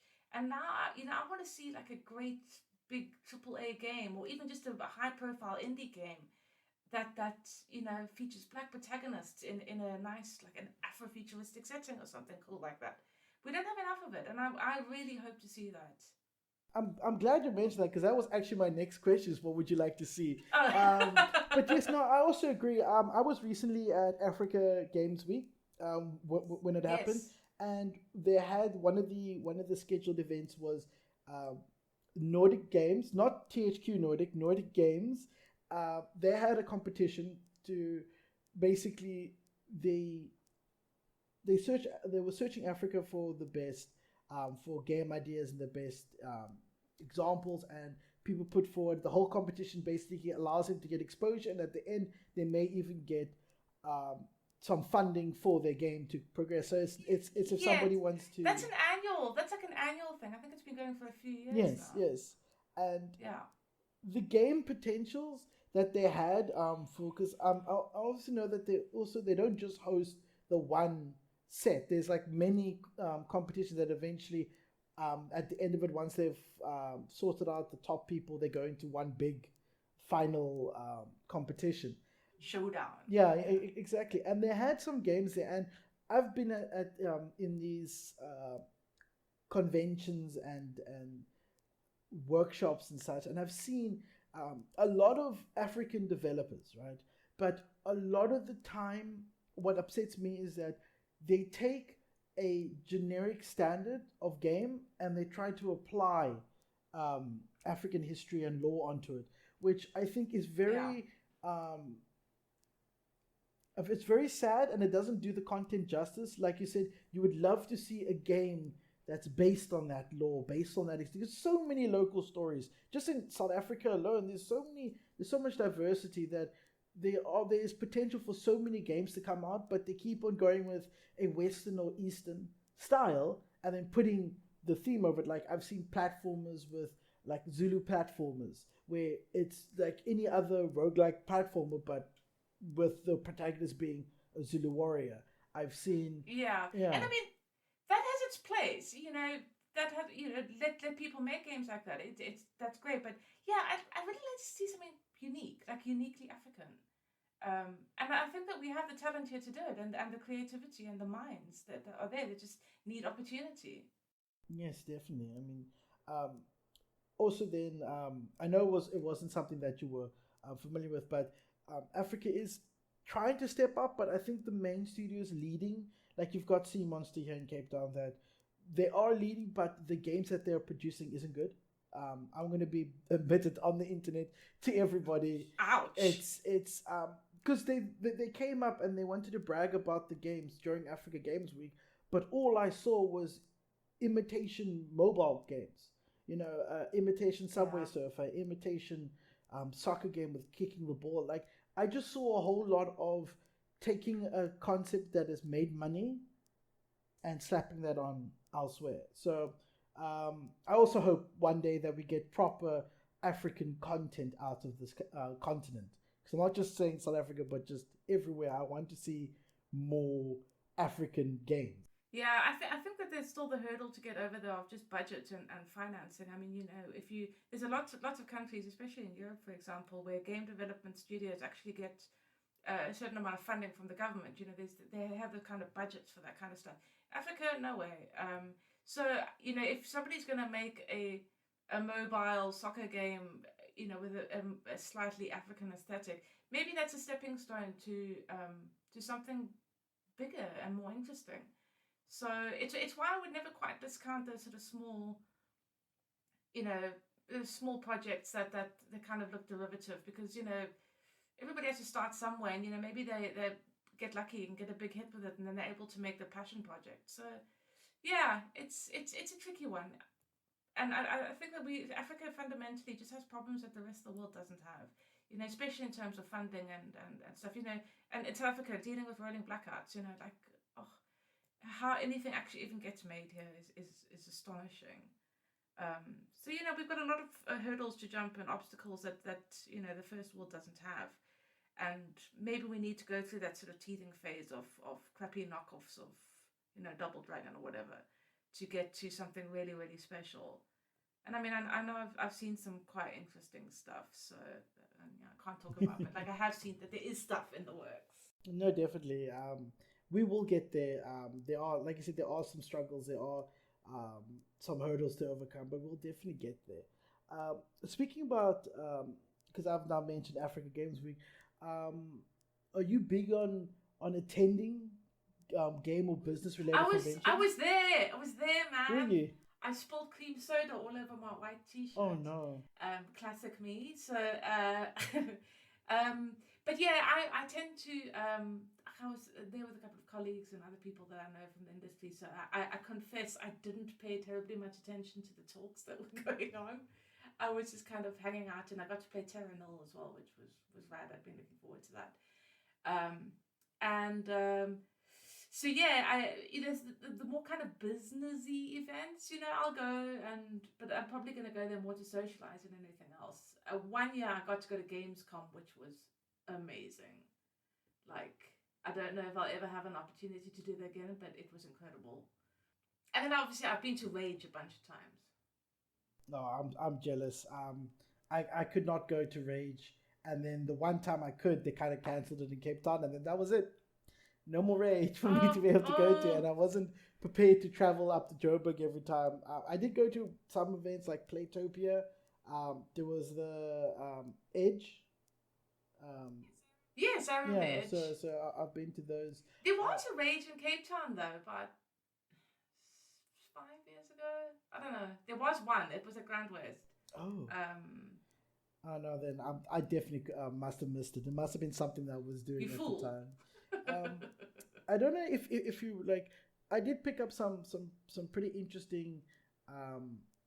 Because I also, when I was at Africa Games Week, I didn't really pay attention to the talks. As interesting as they might have seemed, I was more interested in the stands, and what people were actually creating. Yes. There was quite a few games that I stopped and I spoke to the people there. But yeah, so apart from having gone and things, are there any game conventions that you're looking forward to this year, or is it, or do you feel what's being offered now is you're gonna wait until next year before you go to the next big one? see that Rage is happening again this year. I don't know. I might go to that, but otherwise, I'm also getting a bit old and cranky, and I find crowds can be quite intimidating. So, I'll catch the highlights online instead, like of things like Gamescom. And I think E3's been completely cancelled. It's about time, really. No, there's nothing I can think of. But I think there's going to be Playtopia though in Cape Town at the end of the year. That's usually a December thing, isn't it? Yeah, I'm hoping that it still is, because I also plan to attend. It's actually the same people that host Africa Games Week host Playtopia. So yeah. I'm pretty sure those two will come up with something. I also know that Africa Games Week turnout wasn't as big as they were hoping, so maybe Playtopia will be a bit scaled back. But if it's still happening, I'm still interested.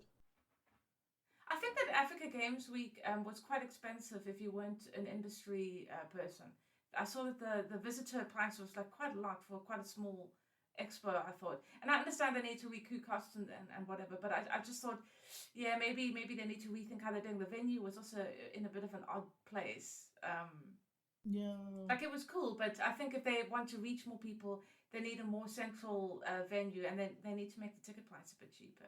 Definitely. The one thing they lacked was seating, because the most places you could sit were those at the very end of the corridors, and then the only other place was in the convention hall, which you couldn't exactly talk or chat. And I don't know for you, but for me, the eating area was always packed. Like, there was never a place to sit there. And there was no aircon, and I died.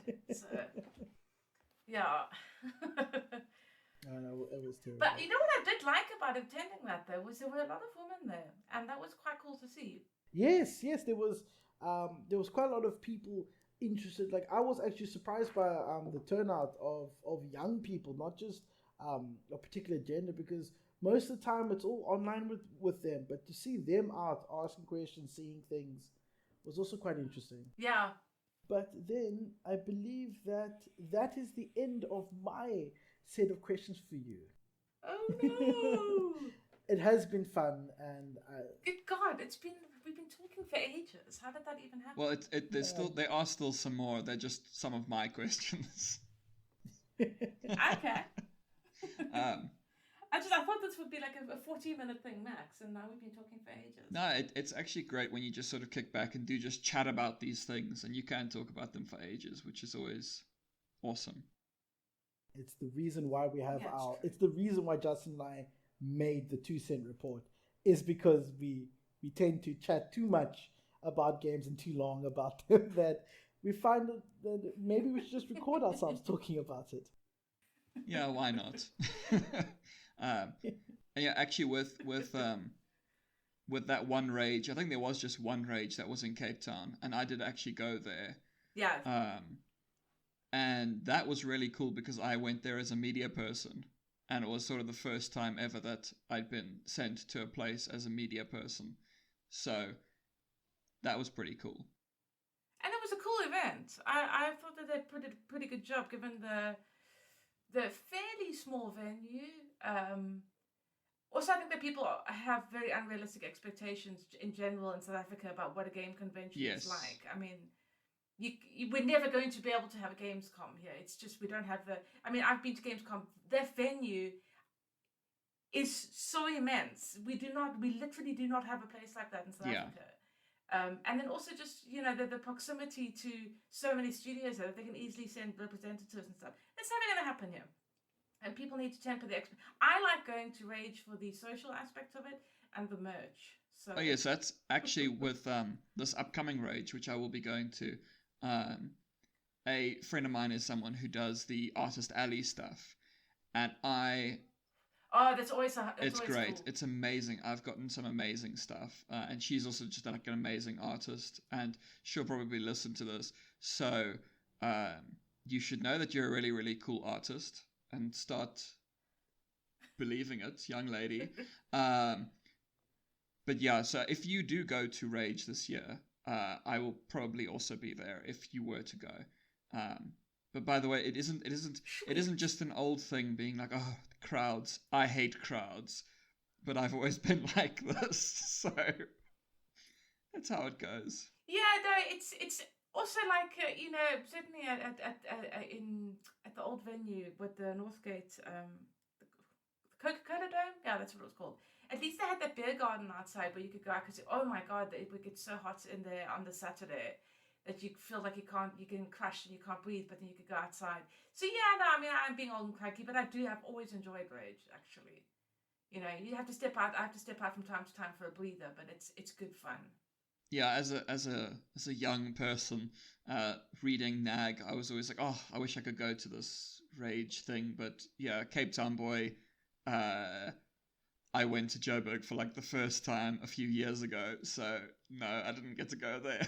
But that's oh well, that's how it goes. Yeah. Shame.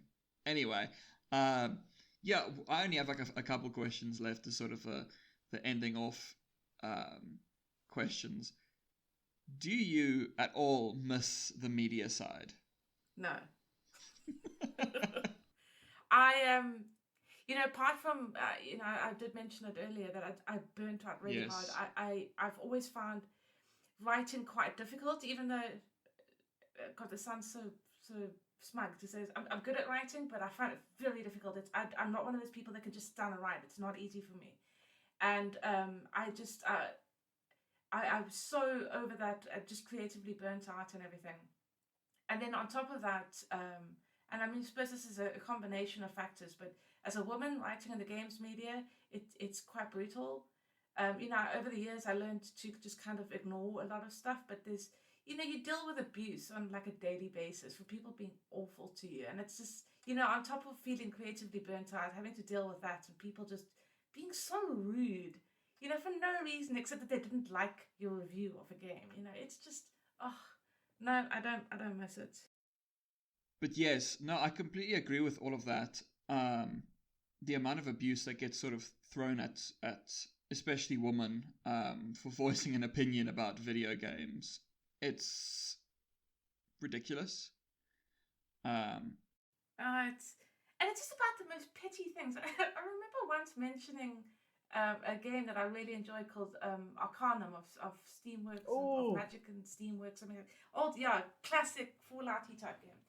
And then somebody in the comments something like, "You're like, we're supposed to believe you played that." Like, yes, I did play that, probably before you were born, kind of vibe. It was just, over the most.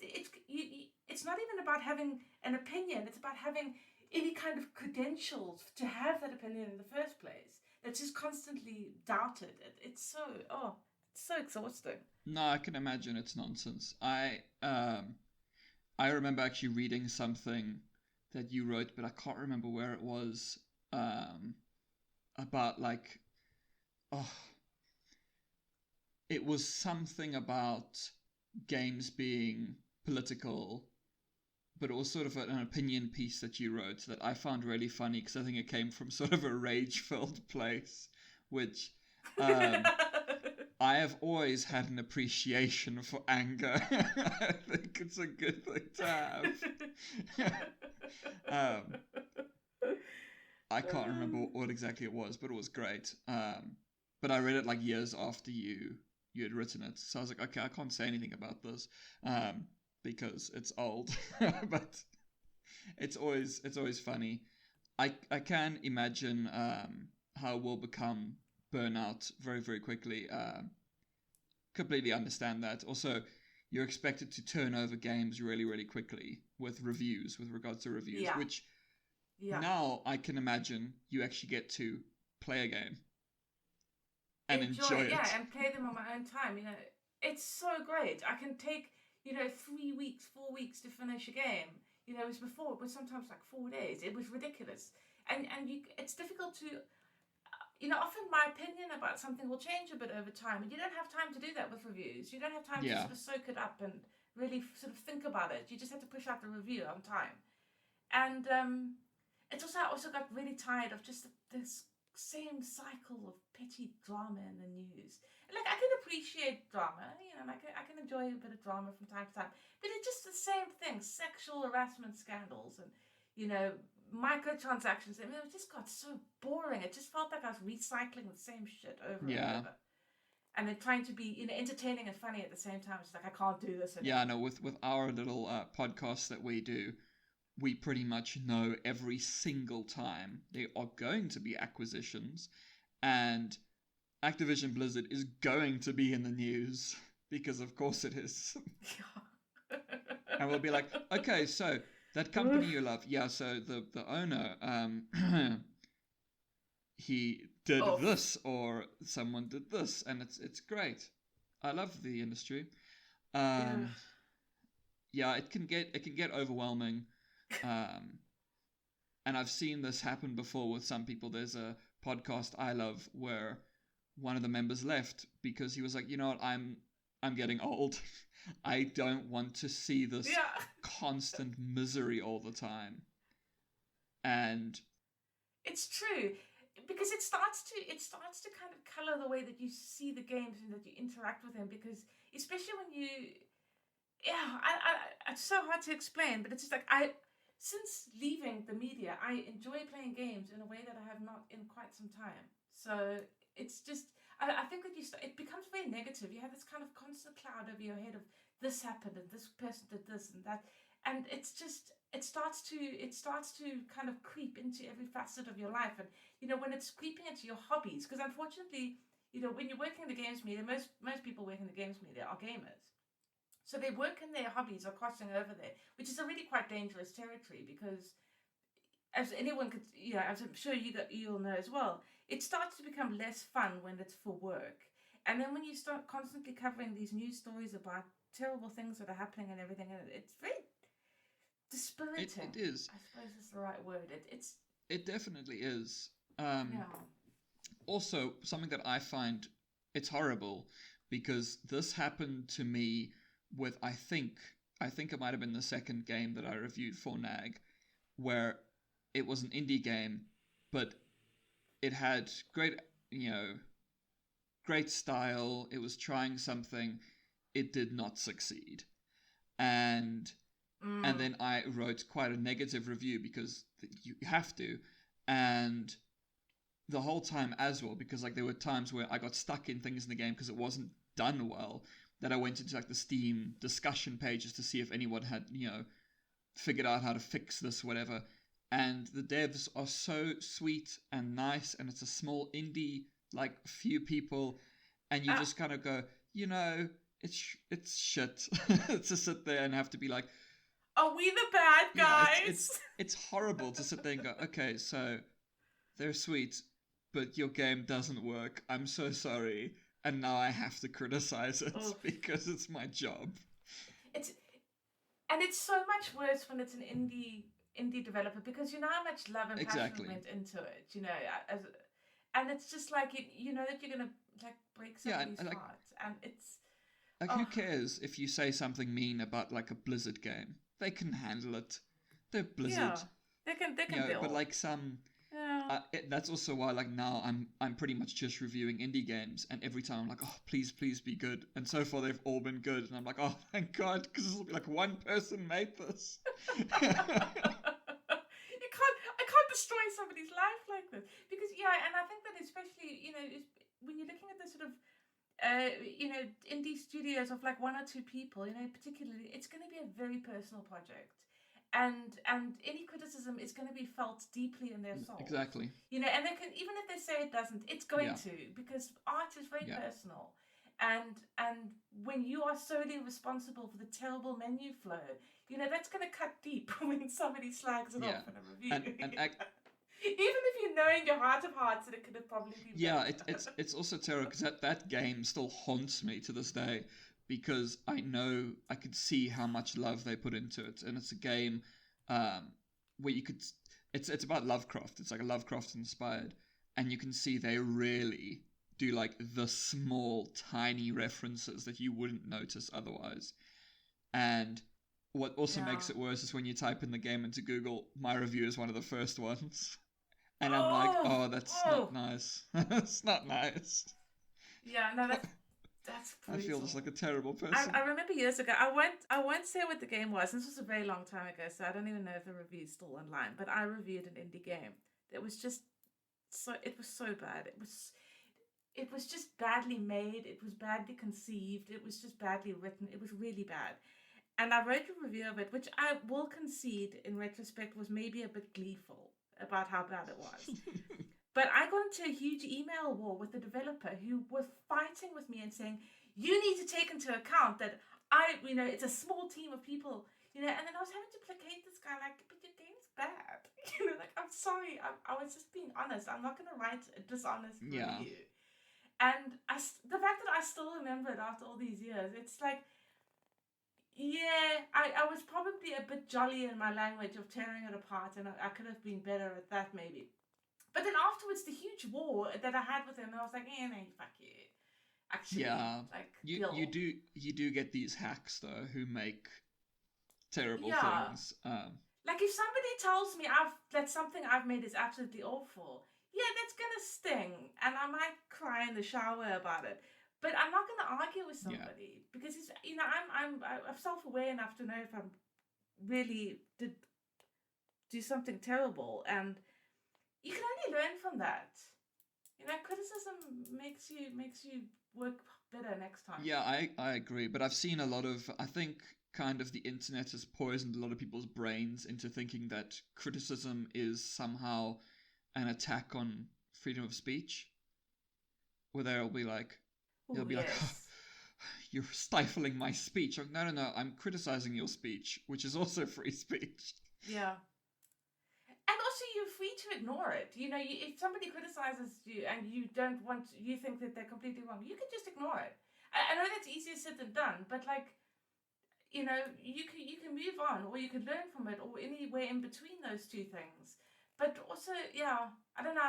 It feels like we've gotten to a point at the moment where criticizing anything is so verboten. It's just like this no that you can't. Oh no, that's a whole other rant. To be honest, it's just people have this perception that they can do no wrong, and when somebody calls them out on it, then it's like the end of their world. And like, how fragile is your ego? And I think also, as say reviewers, if you're not part of the correct zeitgeist, like you didn't have the correct opinion, like if you said a game was bad and everyone agrees it's bad, then it's fine. If you but if you went rogue, if you said it was a good game, people will tear into you as well. It's just it's not great. Also, because my reviews, I am very honest with what I say usually. So yeah.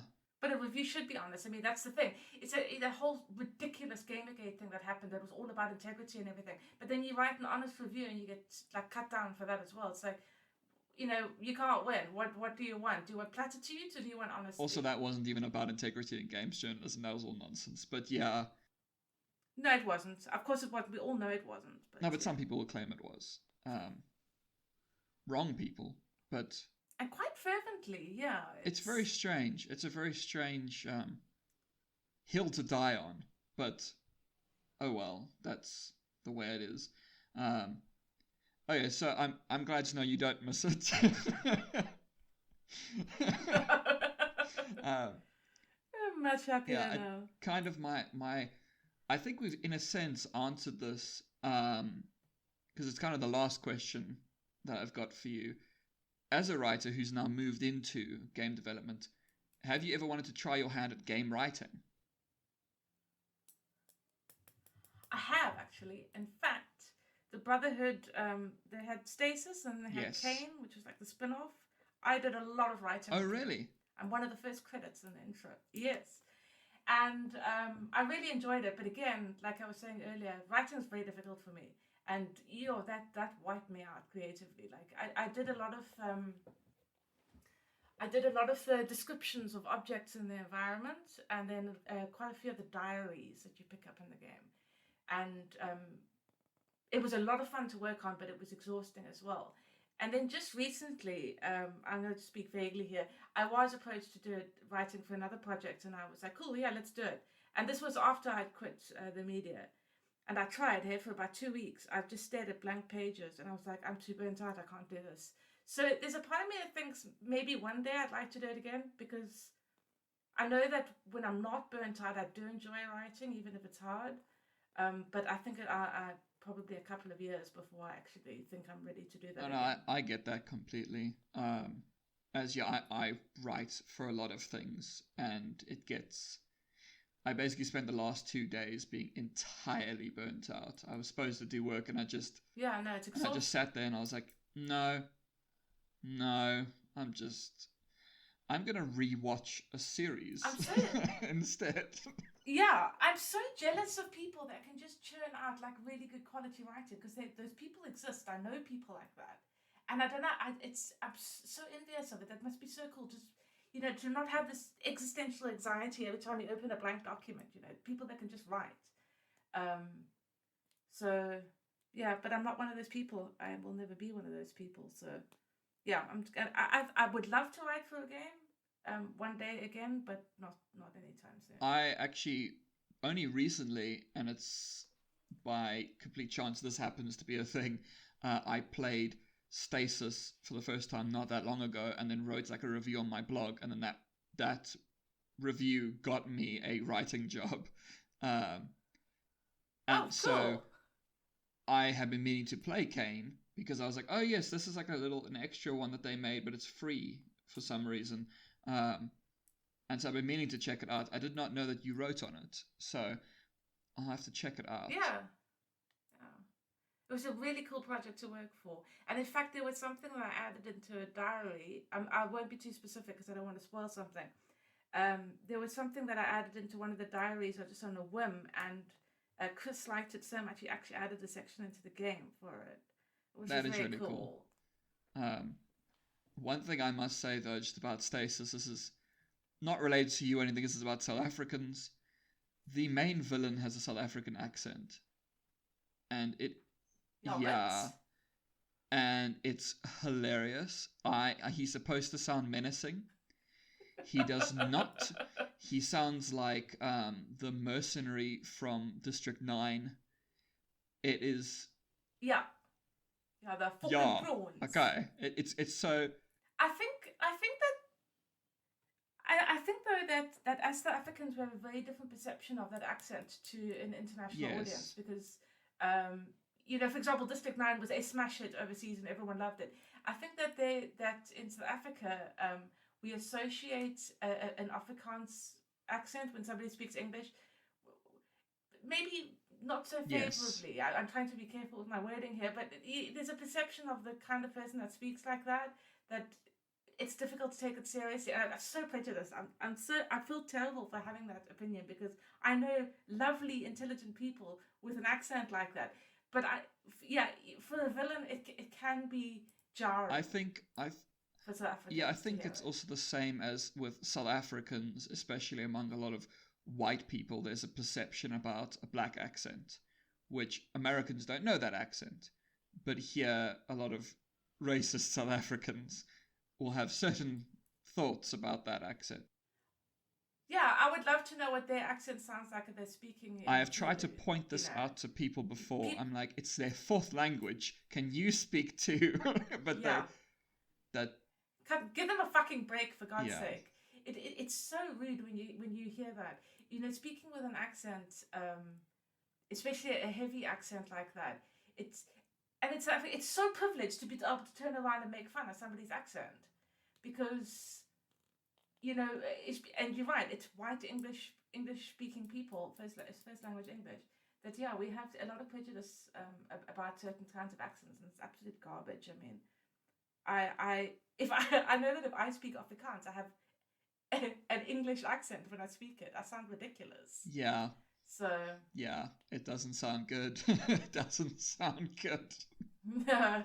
But it is still, it's every now and then when a South African pops onto something international, it's just still sounds strange. So when I heard a villain with that accent, I was just, okay, this is funny. This is great. Because it sounds like somebody doing a bit, right? Like there's a punchline coming. It's actually, I remember, I think he's supposed to be a serious character, but it's Neil Blomkamp's, it wasn't his next movie, his one after that, Chappie, if you ever watched Chappie.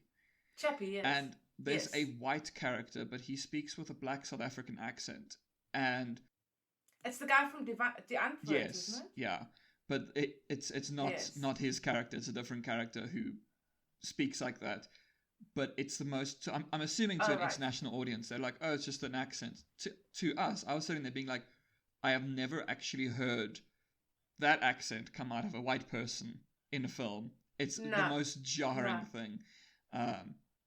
So I just found it funny because I'm like, this is weird. It's that isn't the way it ever is depicted. It's very strange, but it's interesting to see. And it's something that we would only pick up in South Africa. You wouldn't notice it anywhere else, because I mean, I've heard when I was in America once, and they had no idea where I was from.